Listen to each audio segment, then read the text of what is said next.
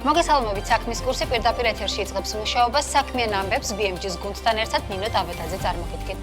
საბანკო სექტორში დაკრედიტების ზრდის ტემპი შედარებით შენელებულ მაჩვენებელზე ნარჩუნდება. ივნისში კომერციული ბანკების საკრედიტო პორტფელის ზრდის ტემპმა 15.9% შეადგინა, თვიურ ჭრილში კი ბანკების პორტფელი 2%-ის ფარგლებში გაიზარდა.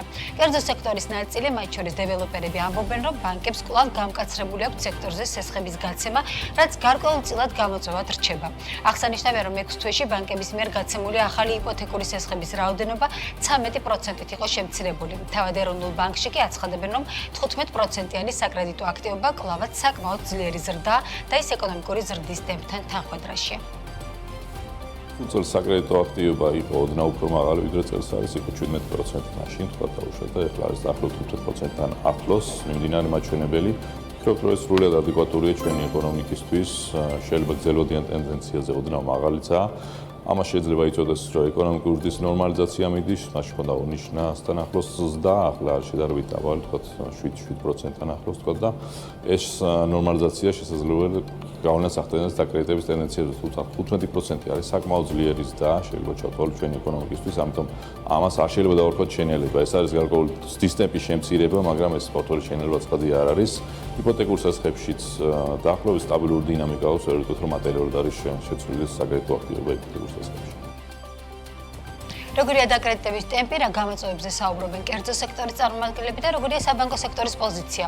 ნუცა შუბაშვილი გაგოცნობს შეფასებებს შემდეგ გამოშვებებში. ქართული საბანკო ბარათებით საზღვარგარეთ განხორციელებული ოპერაციების რაოდენობა გაიზარდა. ეროვნული ბანკის მონაცემებით წელს 6 თვეში ქართული ბარათებით უცხოეთში 5.4 მილიარდი ლარის ოპერაციები შესრულდა, რაც წინა წლის ამავე პერიოდის მაჩვენებელზე 722 მილიონით, ანუ 15%-ით მეტია. სების სტატისტიკა აჩვენებს, რომ ქვეყნის ფარგლებს გარეთ ქართული ბარათებით 42 მილიონამდე ოპერაცია შესრულდა, მაშინ როდესაც შარშან ამავე პერიოდში 31.9 მილიონამდე ოპერაცია იყო შესრულებული.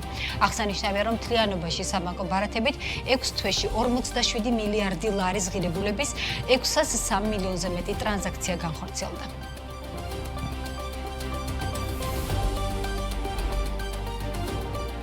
ინფრასტრუქტურის სამინისტრო 2026 წლიდან გზების მშენებლობაში მოდიფიცირებული ასფალტის გამოყენებას მოითხოვს. ახალი მოთხოვნა გზების მშენებელ კომპანიებს უკვე გააცნეს.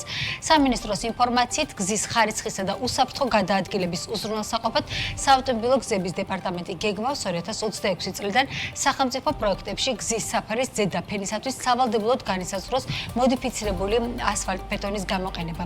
მოდიფიცირებული ასფალტი მნიშვნელოვნად აუმჯობესებს გზის საფარის გამძლეობას და გრადობას, როგორც მაღალი ტემპერატურის, ისე ყინვის პირობებში.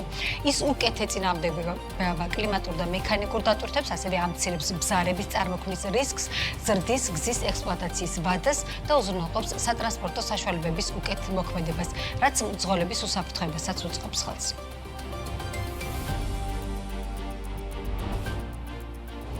აჭარაში ხულოს მუნიციპალიტეტში მოპოვებული ქართული დიორიტის ექსპორტზე გავა საერთაშორისო ბაზარზე ქართულ ქვას Colors MMS-ი წარადგენს. დიორიტი ძვირფასი მოსაპარკეთებელი ქვა და სამშენებლო მასალა, რომელიც გამოირჩევა მაღალი მედეგობით, სიმკვრივით და დაბალი რადიაციის მაჩვენებლით.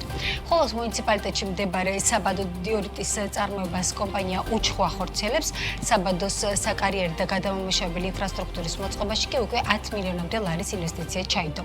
რა პოტენციალი აქვს დიორიტს როგორც შიდა ბაზარზე, ასევე ექსპორტზე, რამდენად აქვს პოტენციალი საქართველოს ბუნებრივი მასალების საექსპორტო ქვეყნად პოზიციონირდეს. ამ თემებზე ვისაუბრებთ Colors Georgia's Mining Mineral Solutions-ის მარცვლ პარტნიორ მაია ზავრაშვილთან, რომელიც 15 საათს და 30 წუთზე შემოგვიერთდება საქმის კურსში.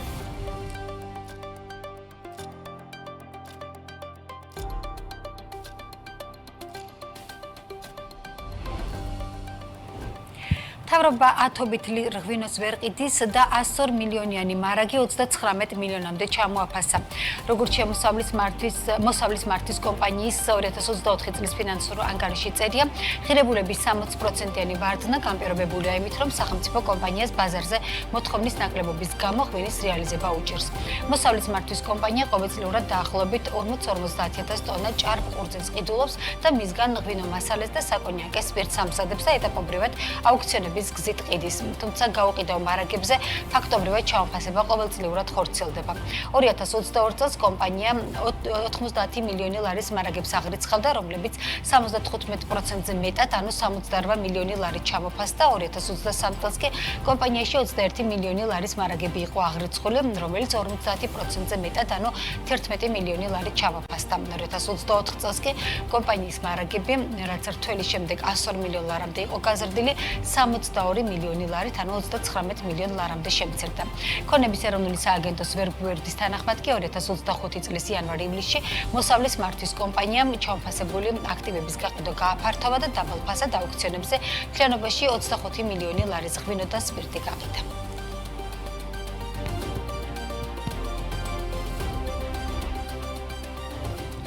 ყაზახეთმა ხორბლის ექსპორტის ტრანსპორტირების სუბსიდირება შეაჩერა. ყაზახური მედიის ინფორმაციით, სურსათის კორპორაციამ ექსპორტიორების მიერ ხორბლის შორეულ უცხოურ ბაზრებზე ტრანსპორტირების ხარჯების ანაზღაურების განაცხადების მიღება შეაჩერა.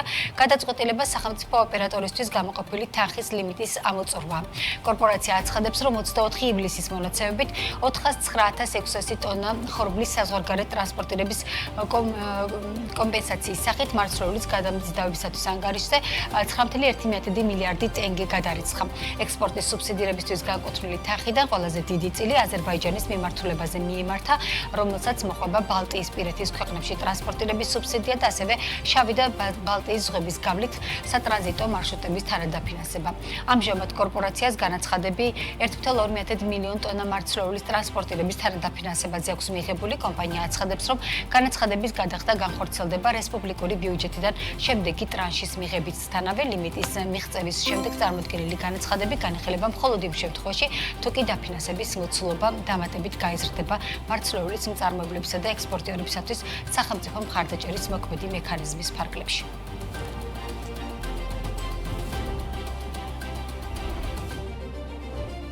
ამ და სხვა სიახლეებით ეთერში 1 საათში უბრუნდებით, დაგველოდეთ.